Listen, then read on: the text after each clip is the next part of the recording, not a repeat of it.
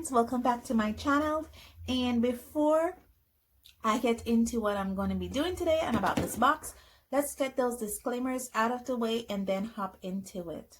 First, before I get started, I do have my disclaimers to get out of the way. I live near a major highway here in the country of Belize, so you will hear those motor vehicles in my background. Where I live, there's also a lot of wild birds. You will definitely hear them calling, chirping, and crying in the background. And thirdly, I have dogs. I have dogs, my neighbors have dogs. So if anyone comes in this neighborhood, you will hear those dogs, including my own, start barking. And with that, I get back to my regular scheduled program. Okay, so what's going on? Guys, there is a short disclaimer. Today is a little nippy and like a bad, I don't even want to say stuff. My allergies is just all over the place today, so I am a little nasally.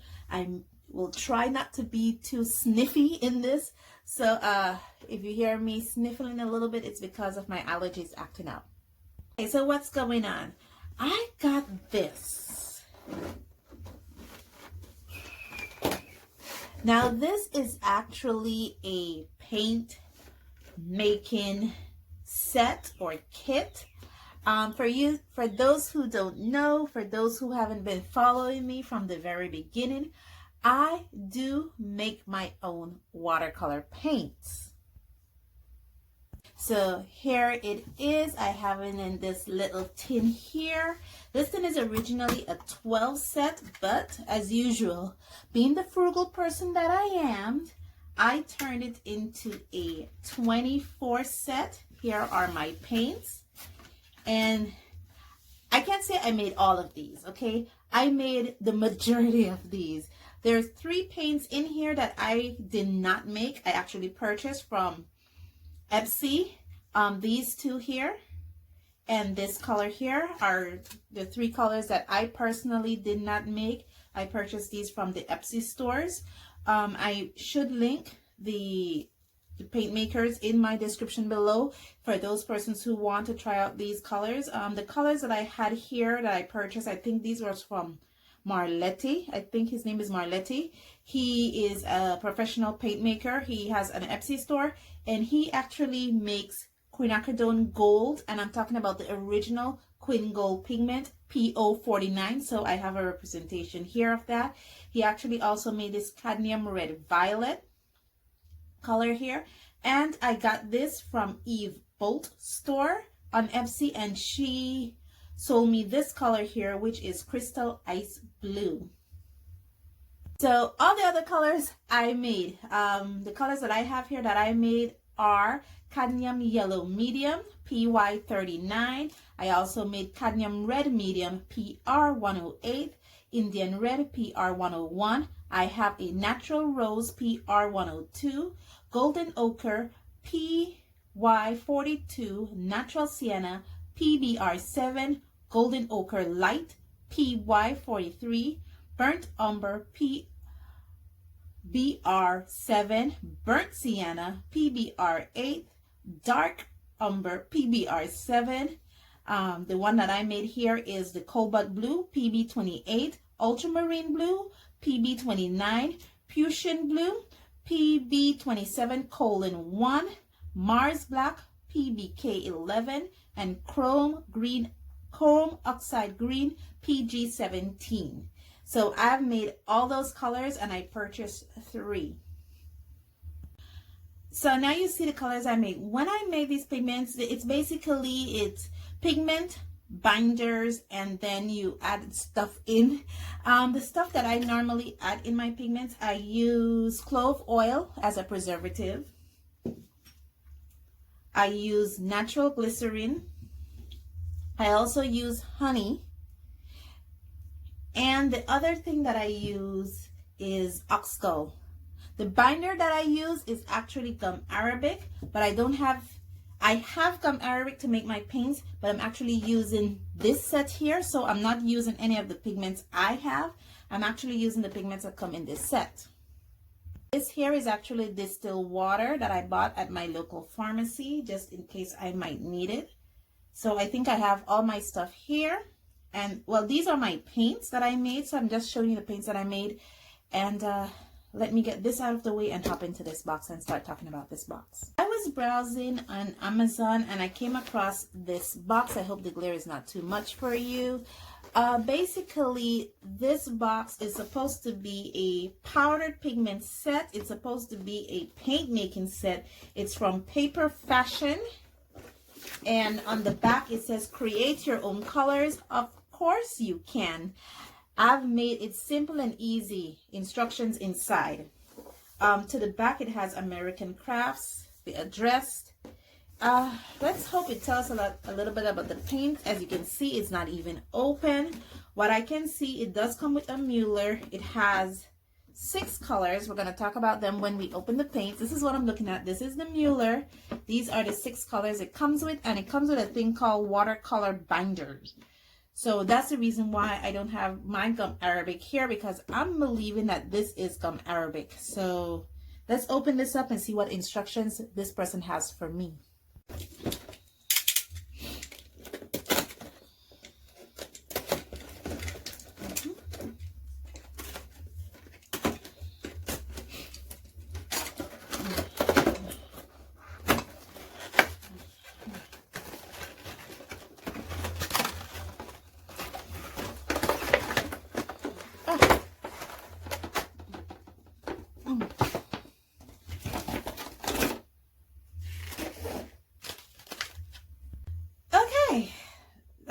This is the instructions.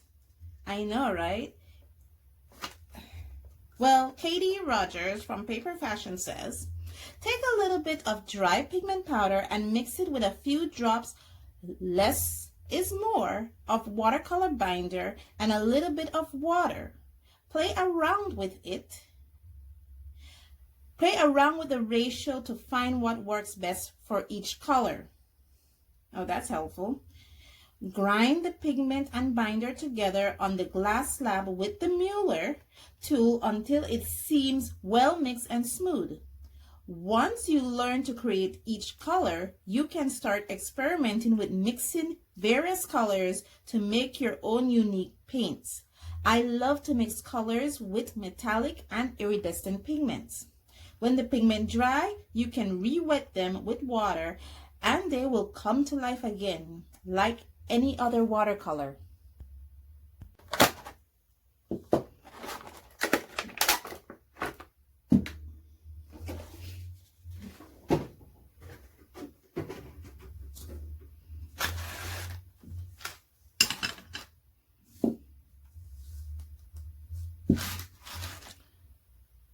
Okay, so it comes with this, which is called watercolor binder. I am supposing it's gum Arabic. I'm not sure if it's mixed already with oxgall, honey, glycerin, clove oil. I don't know if it's a pre-mixed binder, but I definitely know because it's watercolor and one of the binding agents is one of the chief binding agent in watercolor is gum Arabic. I am certain it is definitely, and it has some precipitation in the bottom. Like my gum Arabic doesn't even have that. Some precipitation. You see that in the bottom there? Like I might need to mix it up or something. Anyway, it has a little Mueller. It has this little glass slab here, which is so small. It's like what? It looks like maybe 4 inches by 6 inches. I don't think this is big enough for me to mule paints on. I mean,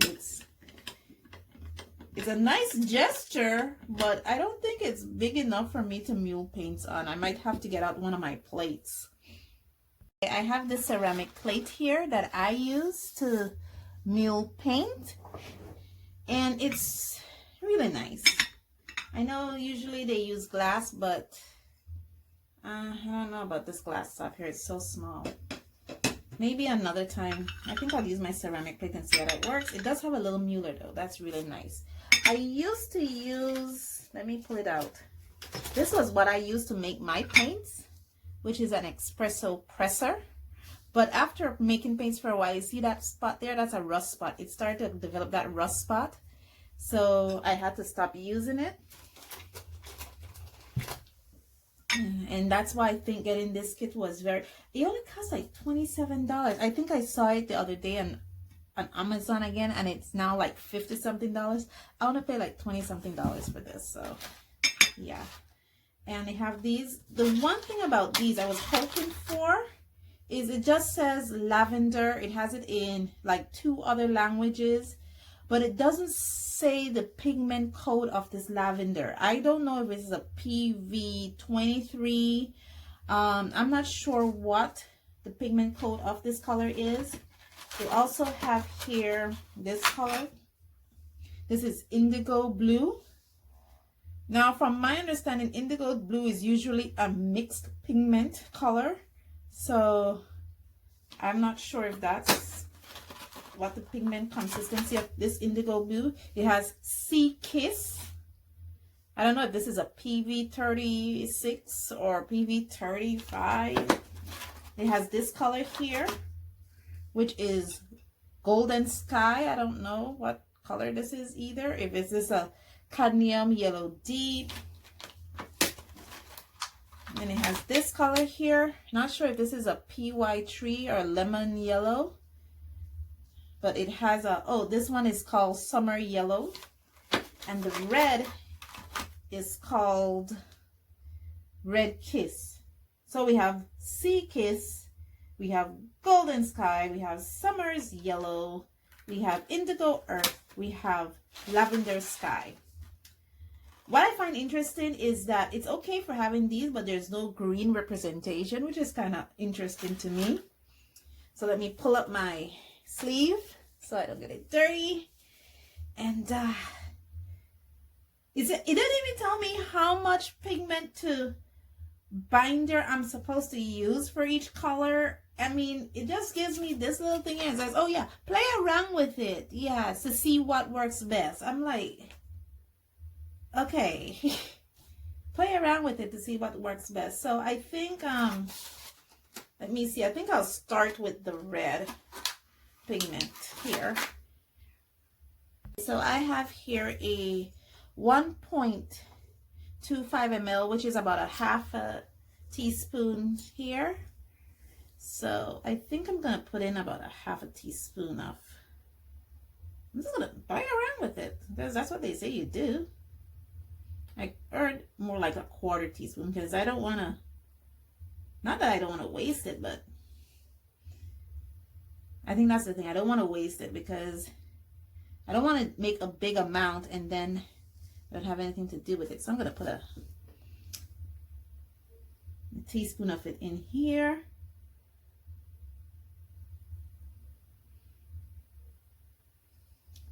Looks like it has a lot of chunks in it. Okay. At 1 teaspoon of red. Let's do 1 to 1. Ow, sorry. It is glass. Let's do 1 to 1. So we'll do 1 to 1.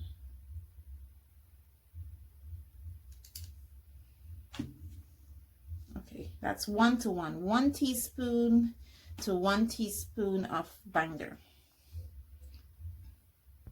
Okay, I'm thinking I want to add some of this, like maybe some clove oil, some ox gall, maybe some glycerin. It did say add water in this, you know, but I want to see if, I'm just mixing it up right now with my palette knife. There's a smell coming off this. Now, when dealing with pigments, it's important that you do a few safety stuff first. Like, for instance, make sure you're wearing face masks.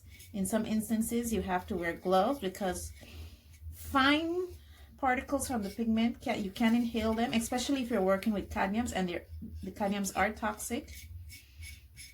So it's important that when you're dealing with pigments, you're wearing your face mask to protect you so you don't breathe in small particles. And in some instances, you should wear gloves so you don't touch them, because again, some of the pigments can be very, very toxic. I'm just using the palette knife. What I like to do when I make paints is just mix it up first with the palette knife and then go in with the Muller.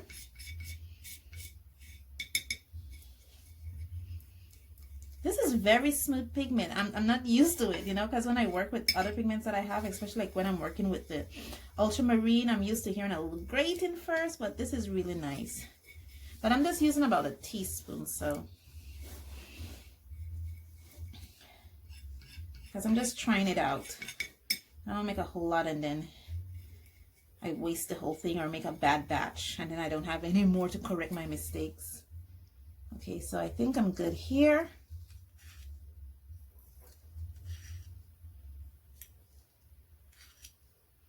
You guys didn't know I made my own paints. If you would have followed me from the beginning, for most of you who followed me from the beginning, you would have seen me because I talk about it. But I do, I dabble a little bit. This is just 1-to-1. And I'm going to write down my formula so I could remember it, since they didn't give me any instructions regarding the formula. Because when you're making paint, you know, it's a give and take kind of scenario, because not all pigments take the same amount of binders. You know, you have to give and take. Some pigments takes less binders while other pigments takes more binders. So it's really a give and take. Now let me put in the Muller here and start getting cracking. I think for this video, to keep this video nice and short, I'm only going to make one color and then I'm going to stop, and then I'm going to make the other colors off camera, and then in the end I'll see what I have, okay? So let me start with the Muller. The Muller is kind of small too. It's like a little thing, but it's a quick start guide to paint making. So, and it doesn't even tell you how long you're supposed to mule the pigment or the powder pigment to, because again, some pigments are different. You know, like cadmium red medium is quicker to make than a Prussian blue.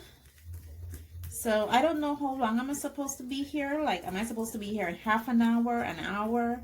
Some pigments takes up to 6 hours to do. But being that this is a quick start guide and it's a starter set, I don't think these powder pigments should take long. And also, I don't think these are actually natural real pigments. I think these are probably some kind of dye base or fugitive pigments, because they don't have any pigment code, light fast information, nothing. So I'm thinking these pigment powders are very fugitive.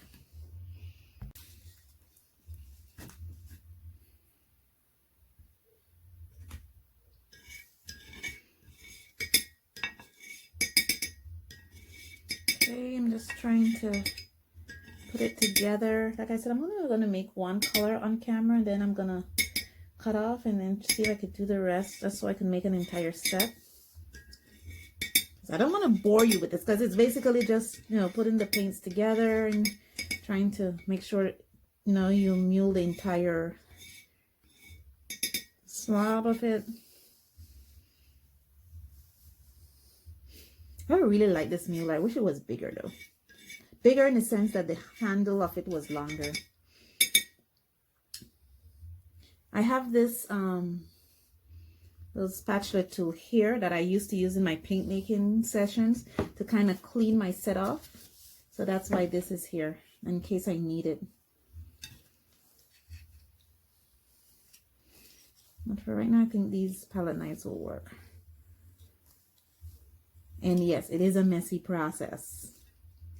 I don't think this is going to take long though. I think this should only take a maximum of maybe 1 or 2 hours. Okay, let me continue muling.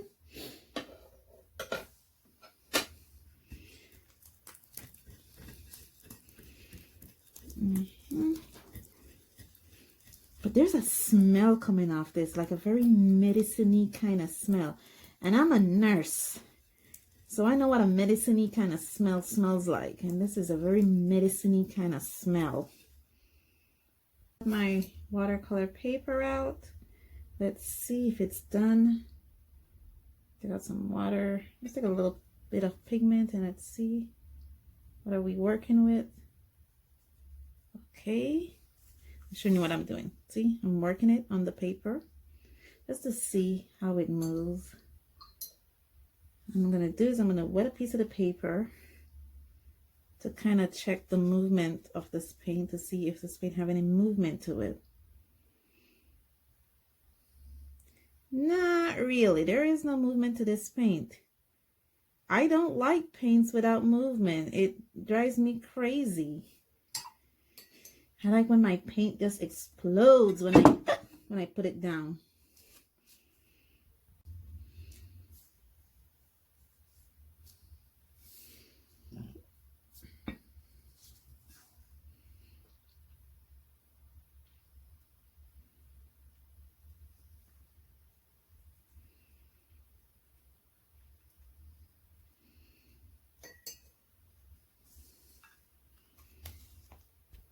Okay, so you ask yourself, how do I know when this is ready?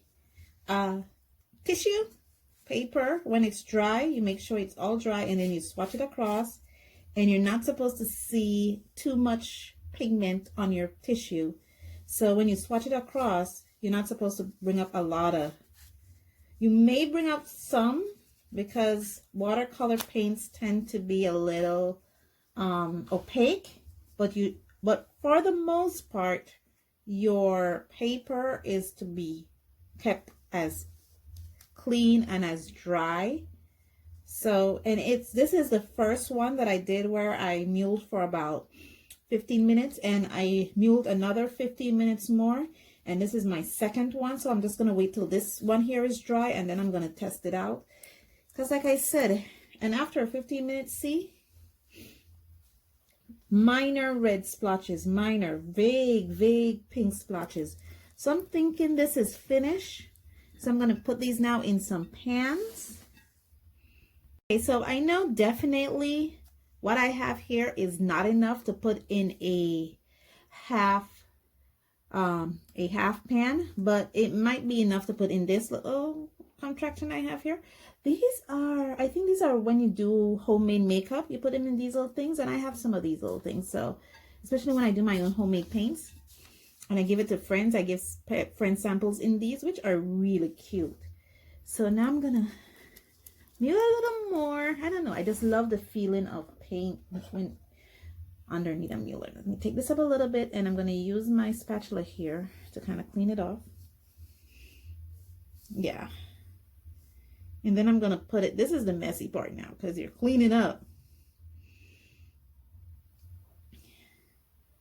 You never think it was so much.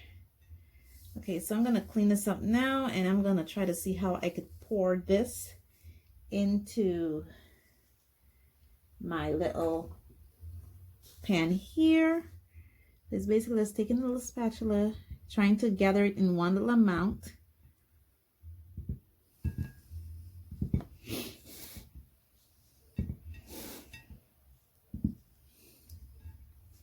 So that's what I'm doing. As you can see, I'm trying to gather it all in one little amount. I think it should be enough. I think I should have enough to fold this. Yeah, I think it's enough. Okay, and then I'm gonna grab my little palette knife here and pick up a little amount and just drop it in here, just like this. And this, guys, is the basis to making watercolor. Okay, drop it up until it's full. What I'm gonna do with this now, I'm gonna set it aside for at least 24 hours to let it dry, and then I'm going to come back to it.